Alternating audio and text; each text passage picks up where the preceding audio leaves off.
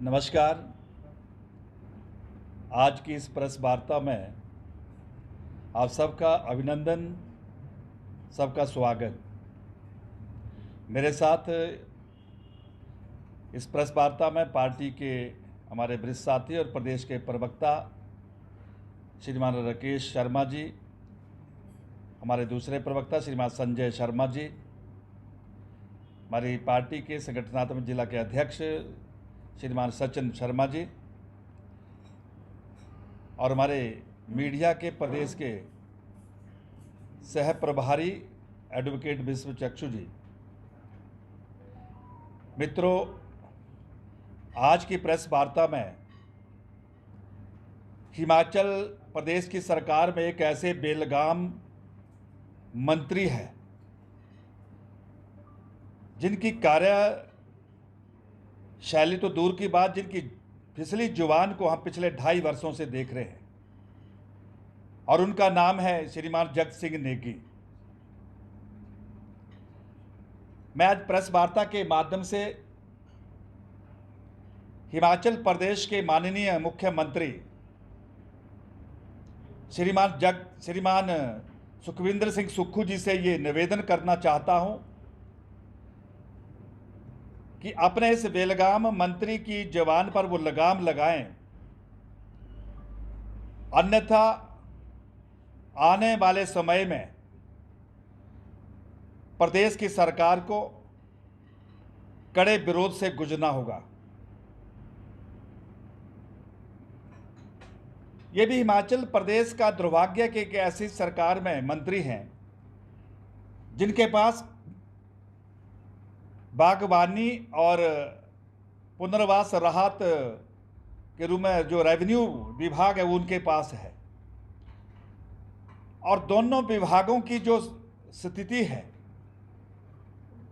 उसको मैं आपके ध्यान में लाने का प्रयास करूंगा। दुर्भाग्यवश पिछले दिनों हिमाचल प्रदेश में प्राकृतिक आपदा के कारण जहां भारी बरसात हुई, जगह जगह बादल फटे,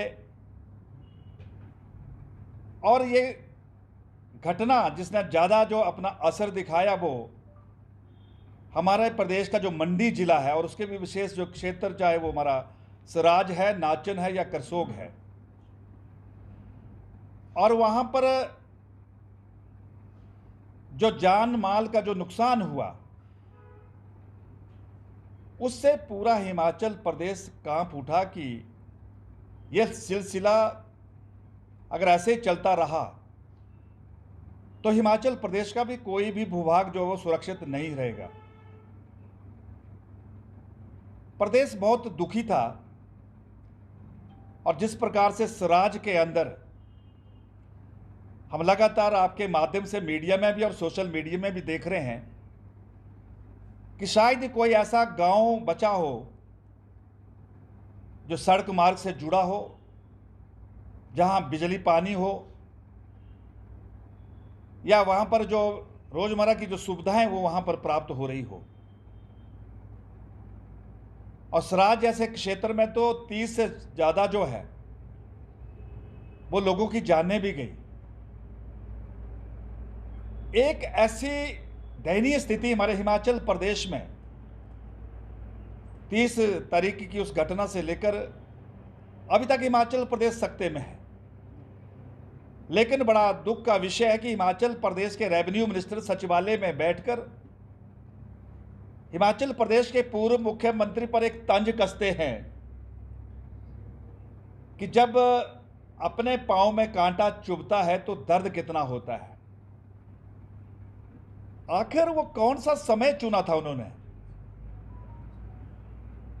किस प्रकार से सराज, नाचन और करसोग के लोग सदमे में थे। उनको जहां एक हौसले की जरूरत थी वहां इस प्रकार का तंज कसना, ये मुझे लगता है ये कांग्रेस पार्टी की मानसिकता को प्रदर्शित करता है। हमारे हिमाचल प्रदेश के पूर्व में रहे मुख्यमंत्री जो लगातार लगभग 14-15 दिन से हम देख रहे थे कि जहां भी इस प्रकार की क्षति हुई है जहां भी नुकसान हुआ है उन्होंने हर संभव रूप से एक प्रयास किया है वहां तक पहुंचने का और लोगों के सुख दुख में अपने आप को भागीदार बनाने का। जहां रास्ते नहीं थे उसके बावजूद भी वो कठिनाई थी, लेकिन वो पहुंचे वहां पर। जहां पर बिल्कुल ही पहुंचना मुश्किल था वहां भी उन्होंने प्रयास किए, और वो सराज में ही नहीं बल्कि जो बाजू वाले जो हमारे विधानसभा क्षेत्र थे, चाहे वो करसोग था या नाचन था, वहां जाकर भी वो लोगों के दुख में शामिल हुए। लेकिन जो पुनर्वास राहत और जो रेवेन्यू मिनिस्टर है जिनका काम यही है, उनको ये चाहिए था कि वो तुरंत जैसे घटना की जानकारी मिली वो तुरंत वहां पर डेरा डालकर बैठते और वहीं से रात कार्य का जायजा भी लेते और प्रशासन को वहां पर पुशअप भी करते। लेकिन वो 25 दिन तक शिमला सचिवालय में बैठे रहे। लेकिन मुझे इस बात की प्रसन्नता है कि भारतीय जनता पार्टी के परिवार के मुखिया डॉक्टर राजीव बिंदल जी ने तुरंत उस दर्द को समझकर उन्होंने अपनी प्रदेश की अलग अलग टोलियां बनाकर प्रभावित क्षेत्र को रवाना कर दी, और टोलियां वहां जाकर जायजा ही लेने नहीं गई बल्कि वहां पर जो कर सकती थी वो करने का प्रयास किया। और जैसे माननीय प्रदेश अध्यक्ष जी ने कहा कि लोगों को तुरंत राशन की जरूरत है, लोगों को तुरंत बर्तन की जरूरत है, उन्होंने एक कॉल पूरे संगठन को दी और संगठन के लोगों ने 24 घंटे के अंदर 1000 राशन किटें और जहां जहां बर्तन की आवश्यकताएं थी उसको तुरंत वहां पर पहुंचाने का काम किया। भारतीय जनता पार्टी का एक एक कार्यकर्ता पूरी तरह प्रभावित क्षेत्र में सेवा भाव के साथ काम करता हुआ दिखाई दे रहा था।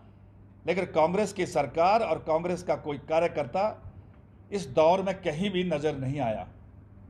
और मुझे इस बात की खुशी है कि पार्टी के हमारे राष्ट्रीय अध्यक्ष इतनी व्यस्तता के बावजूद भी सप्ताह भीतर के अंदर वो प्रभावित क्षेत्र में आए, उन्होंने पूरा जायजा लेकर एक डायरेक्शन दी हिमाचल प्रदेश की सरकार को कि जो भी नुकसान हुआ है उसकी सारी पूरी रिपोर्ट बनाकर वो केंद्र को भेजे।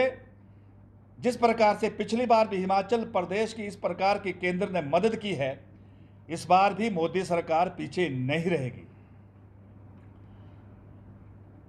लेकिन मित्रों, दुख इस बात का कि जब शर्मिंदगी के मुझे लगता है कि कारण जब लोगों ने कहा होगा कि सरकार वहां नजर नहीं आ रही है, तो हिमाचल प्रदेश के बागबानी राजस्व मंत्री श्री जग सिंह नेगी जी थुनाग के लिए रवाना होते हैं और थुनाग में पहुंचकर लोग उनका बड़ी उम्मीद के साथ अभिनंदन करते हैं कि हिमाचल सरकार के पुनर्वास और राहत मंत्री आए हैं, वो हमारे दर्द को समझेंगे, हमारी बातों को सुनेंगे और हमारी मदद करेंगे, सहयोग करेंगे। वहां के प्रभावित क्षेत्र के लोग आए, उन्होंने मंत्री जी को बताया कि हमारी जमीन थी वो चली गई, हमारे घर चले गए। तो मंत्री जी क्या जवाब देते हैं कि जो तुम्हारी जमीन गई है इस प्राकृतिक आपदा के कारण, वो जमीन तुम्हारी नहीं थी, वो जमीन तुमने कब्जा करके रखा था, इसलिए तुम्हें उस जमीन का कोई मुआवजा नहीं मिलेगा। और यही नहीं, बहुत से ऐसे लोगों ने अपनी इस प्रकार के अलग अलग जो इस आपदा से उनकी जो नुकसान की जो सारी घटनाएं थी उनको लेकर अपनी बात रखी, लेकिन मंत्री जी ने बिल्कुल गंभीरता से उस बात को सुना ही नहीं। और इसके पश्चात जब क्षेत्र के सामूहिक लोगों ने कहा कि हमारा एकमात्र आपका यहाँ हॉर्टिकल्चर एंड फॉरेस्ट्री का जो कॉलेज था, आपने उसको शिमला में बैठकर उसको भी वहां से बदल दिया, भी कम से कम उसको तो यहां रहने दो। अच्छा भला वो पूर्व मुख्यमंत्री श्री जयराम ठाकुर जी का वो प्रयास, जमीन की भी व्यवस्था की गई, फॉरेस्ट की एनओसी की क्लियरेंस भी हुई, 240 करोड़ का बजटीय प्रावधान भी हुआ, उसके निर्माण के लिए 10 करोड़ की किस्त भी जारी हो चुकी। लेकिन उसके बावजूद इस ऐसे समय में आप वहाँ दर्द उसमें जख्म में मलहम लगाने तो क्या है, तुमने तो और उस जख्म को गहरा कर दिया और एक बेहुदा जवाब दिया कि ये जो संस्थान है यहाँ से बदला जाएगा। एक ऐसी अकड़ भरा जवाब, एक ऐसा तानाशाही रवैया सुक्खू सरकार का।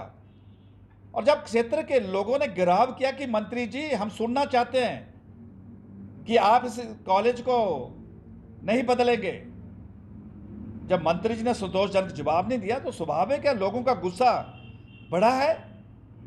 और फिर क्या आड़ ली कि तिरंगे की झंडे जो झंडी गाड़ी में लगी थी उस गाड़ी का घेराव किया, उसका अपमान किया तिरंगे का। तो मैं सुक्खू सरकार के मंत्री जी को ये याद कराना चाहता हूं कि जब प्रोफेसर प्रेम कुमार धूमल जी किन्नौर गए थे तो उस समय आपने उनका घेराव भी किया था, उनको काले झंडे भी दिखाए थे। जब जयराम ठाकुर जी किन्नौर गए थे तब भी आपने काले झंडे भी दिखाए थे और घेराव भी किया था। और यहाँ तक कि मुझे याद है कि उस समय वीरेंद्र कंवर जी जब पंचायती राज मंत्री थे और 15 अगस्त को वो किन्नौर गए थे तो आपने तो उस दिन भी उनको काले झंडे दिखाने का काम किया था। तो आज जब लोगों ने अपना दर्द वहां पर बयां किया तो आपको झंडे का अपमान दिखाई दिया। तो मैं कहना चाहता हूं मित्रों कि यह बड़ा दुर्भाग्यपूर्ण है कि हिमाचल प्रदेश की सुक्खू की सरकार कितनी संवेदनशील है, ये सब हम जानते हैं। लेकिन ये सच है मुख्यमंत्री जी, ऐसी क्या मजबूरी है कि आप ऐसे बेलगाम मंत्री की जुबान पर लगाम नहीं लगा पा रहे? ये प्रश्न है हिमाचल प्रदेश के लोगों के बीच में। पिछले दिनों जब किन्नौर में एक घटना हुई कि किन्नौर के एक ईमानदार ऑफिसर श्री बिमल नेगी जी जिनकी हत्या होती है और जांच के लिए जब उनका परिवार आगे आता है कि इसकी जो जांच है वो सीबीआई से करवाई जाए, लेकिन किन्नौर की जनता नहीं, हिमाचल की जनता जानती है कि सुक्खू सरकार पर दबाव किसने बनाया था, मुख्यमंत्री जी पर दबाव किसने बनाया था कि सीबीआई से इसकी जांच ना हो। लेकिन क्या हुआ, सरकार की किरकिरी हुई। और उसके बाद एक और घटना घटी कि हिमाचल प्रदेश के मुख्यमंत्री किन्नौर जाते हैं और किन्नौर में वो हमारी हिमाचल प्रदेश की जो सीमा लगती है तिब्बत के साथ उसका मुआयना करने जाते हैं। और हिमाचल सरकार का मंत्री वहां जाकर मुख्यमंत्री जी को ये डिक्टेट करता है कि ये जो सीमा है चाइना से लगती हुई सीमा है। शायद मंत्री जी को ये मालूम नहीं है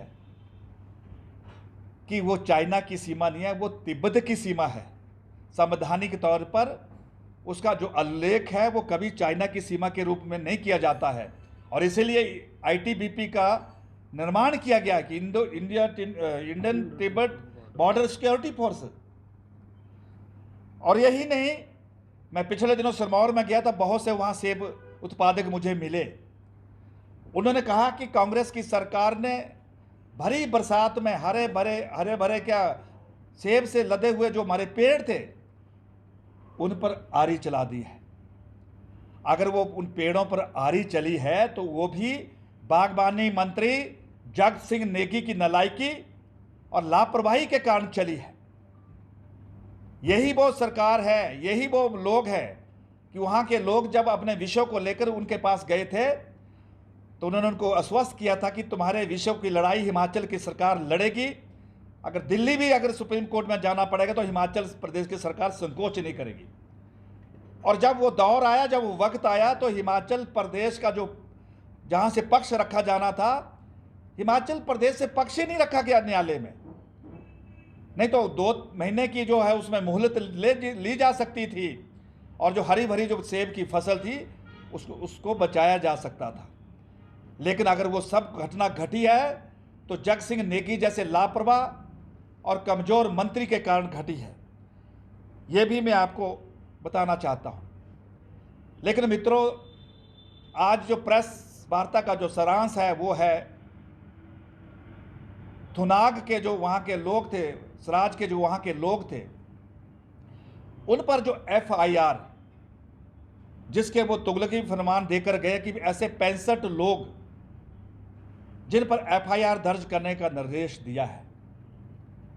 यह कैसा इस प्रदेश का दुर्भाग्य कि एक ऐसे प्रभावित परिवार जिनके गांव के गांव चले गए, जिनकी जमीनें चली गई, घर बनाने के लिए जगह नहीं है, बिजली पानी की व्यवस्था तक नहीं है, सड़क से बिल्कुल संबंध कट चुका है, बड़ी हिम्मत के साथ दोबारा से अपना नया जीवन शुरू करने का जो प्रयास कर रहे हैं, जहां उनको हिम्मत देने का प्रयास सरकार को करना चाहिए। ये कैसी जालिम सरकार है कि दर्द पर मलहम लगाना तो दूर की बात, उल्टा FIR दर्ज करके उनको और दुखी करने का जो काम किया है। मैं प्रेस वार्ता के माध्यम से प्रदेश के माननीय मुख्यमंत्री से निवेदन करना चाहता हूं कि कृपया करके इस निर्णय पर पुनर्विचार करें और जो FIR का जो निर्देश दिया गया उसको रद्द करें, अन्यथा ये अभी चिंगारी है। हिमाचल प्रदेश की जनता का आक्रोश बढ़ेगा और फिर सरकार को बहुत मुश्किल होगी। यह आज की प्रेस वार्ता के माध्यम से मैं इस सरकार को साफ साफ चेतावनी देने आया हूं। हमसे जुड़े रहने के लिए हमारे YouTube चैनल को सब्सक्राइब करें और नई वीडियो की नोटिफिकेशन के लिए बेल आइकॉन को दबाएं। अगर आप ये वीडियो Facebook पर देख रहे हैं तो लाइक जरूर करें और ज्यादा से ज्यादा शेयर करें। इसी तरह के और भी अपडेट्स के लिए फॉलो करें हमारा Instagram पेज himachal.k3।